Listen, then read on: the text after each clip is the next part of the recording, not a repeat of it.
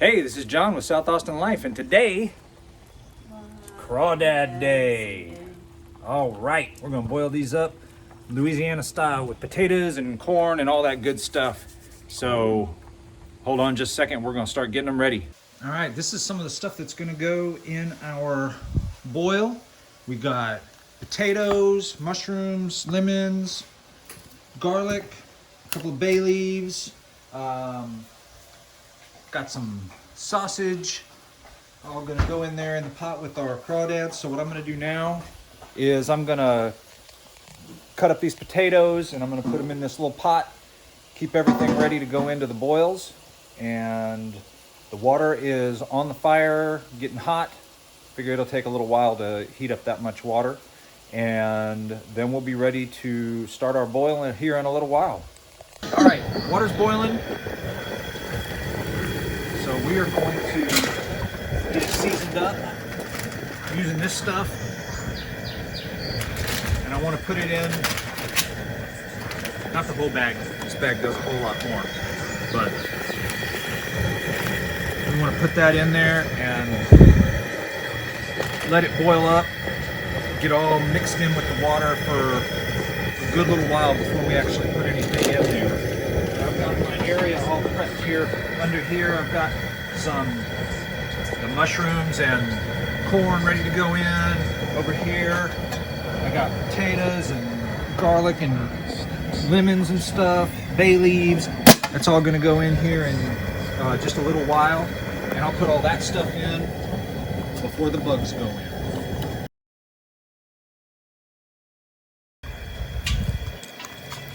All right, it's time to put some of this stuff in here. So we're gonna throw a couple of lemons, some garlic, and then just handfuls. A big old handful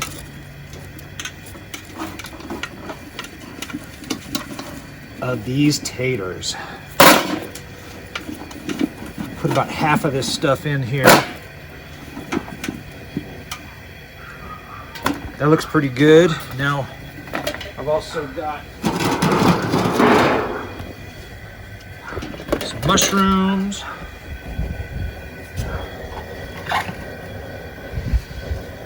some corn,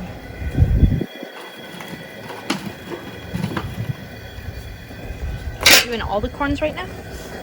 This is half of it. All right, and this is ready to go. Careful, careful.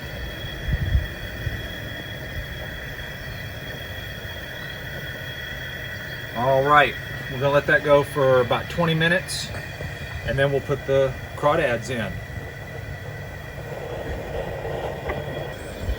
It is time to add in some crawdads. So I'm gonna ease this up.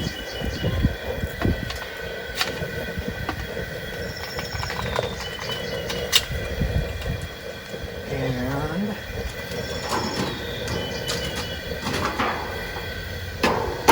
set it on here. Woo, hot. What's up? Throw some sausage in there. And let's get these lively little suckers. More lively.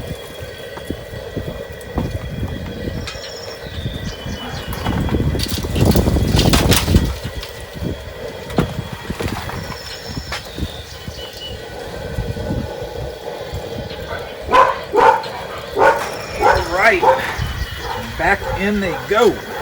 So, fun fact, crawfish can't feel pain. Like, they don't feel pain. Neither do bugs. So, that is what helps me sleep at night. Because I feel like this would be mean. And these only take a few minutes. But our guests are arriving, so that's good. And so once they are done, they'll turn red. And that's when they're done. We'll turn off the heat, but we let them soak for about 20 minutes before we pull them out.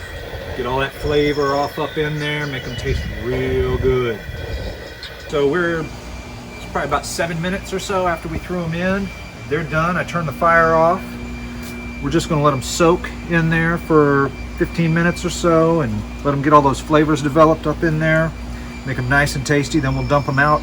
In the meantime, drink a cold beer, hang out in the backyard. That's what it's all about. Nice Austin beer for a South Austin day. We are ready to come out. So I don't have a big table full of newspapers or anything, but I got a little can with some butcher paper in it.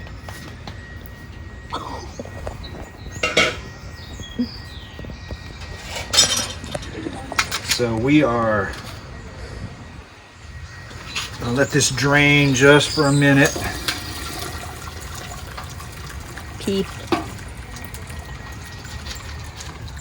Fogged up my glasses.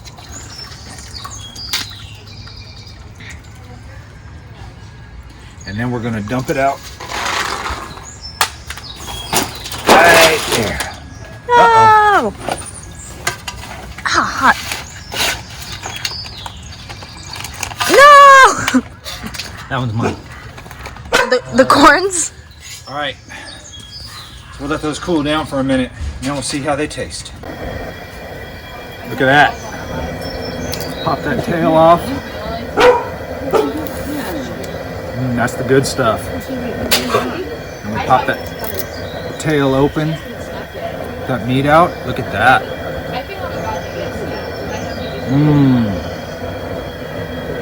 That's the good stuff right there. All right, we're about to throw another batch in just a few minutes, and we're gonna keep this going, having some beers, having some crawdads, having a good time. See you all in a little bit. 5:30. Also, we forgot that this crawdad party is happening on Derby Day, so mint juleps, baby. Have fun, drink up, watch the race. It's gonna be fun. We got another batch in, and we've moved on to a Louisiana beer.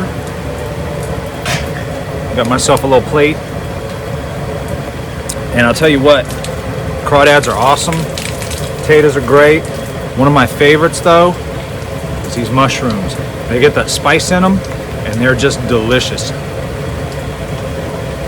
So we're going to keep on making more and more batches of these. I'm going to keep dumping crawdads in until they're all gone, all spiced up. They get spicier as the day goes on. Keep having some more beers to drown out that spice. And that's what we call the South Austin Crawdad Boil. Y'all go have one, have a good time. We're going to have a good time. We'll see you next time. Thanks for stopping by. All right, now for a little bonus, what to do with those leftover crawdads if you have any. Some etouffee. We throw half a stick of butter in a pan that's been heating up over medium heat. Let it get all melty. Take your time. This is a labor of love, so don't hurry any of it. But it was still, making this whole recipe didn't take as much time as it took just to peel the leftover crawdads. It's real simple. Once the butter's melted, we throw in a 1/4 cup of flour and start whisking. You want to make a nice roux here. Make it all nice and smooth. You don't want it to burn. Keep that heat medium-ish and whisk it up. And I go by color and I go by smell as much as I go by color. It'll start to have kind of a cooked smell to it. I don't know, nutty or something like that, but it smells good. And that's when you know you're getting close to done. And it's nice and smooth, all that butter's incorporated, and that's when you throw in your Cajun Trinity, your onions, green peppers, and celery. And still over medium heat, and stir this in.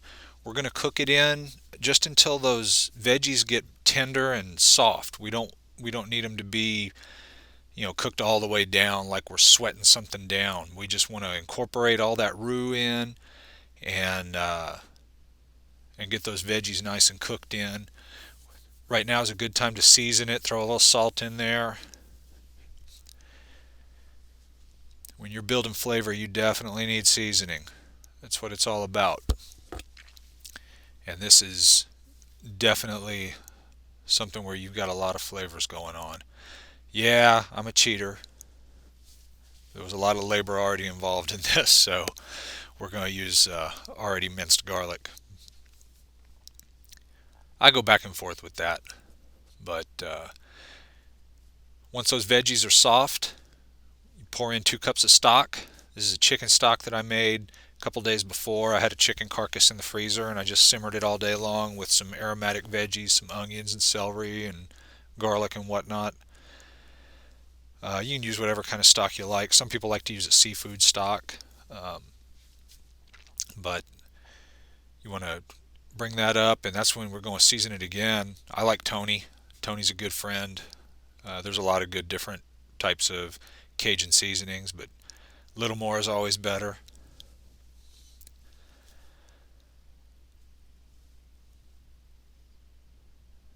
And then we're going to stir, stir, stir. We turn the heat up because we want to bring this up to a boil. And we want to pick up all the stuff that might have gotten stuck on the bottom of the pan because there's some flavors in there. We don't want to lose that. That's for sure. So bring it up and it's going to simmer and thicken up. And once it's thick, we throw our crawdads in. That's what's up. There they go. Stir that all in, and this won't take very long. Pretty much, I mean, those crawdads are already cooked. You just want to warm them through, get them hot all the way through, and get some of that crawdad flavor kind of seeping out into that roux and that stock. Keep it good and mixed. And that's all there is to it, really. It's just a few minutes after you pour the crawdads in. So get you a little bowl of rice because you got to taste it. Got to test it out. You don't want to give stuff to people you haven't tested out.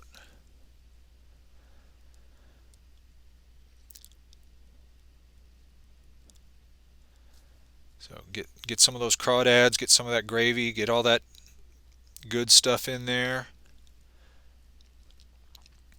Mix it all around a little bit. Make sure you get a good bite. It's hot.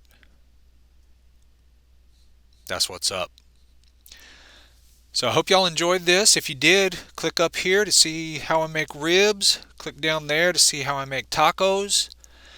But whether you do or not, click over there on my little emblem to subscribe and see what I'm up to next.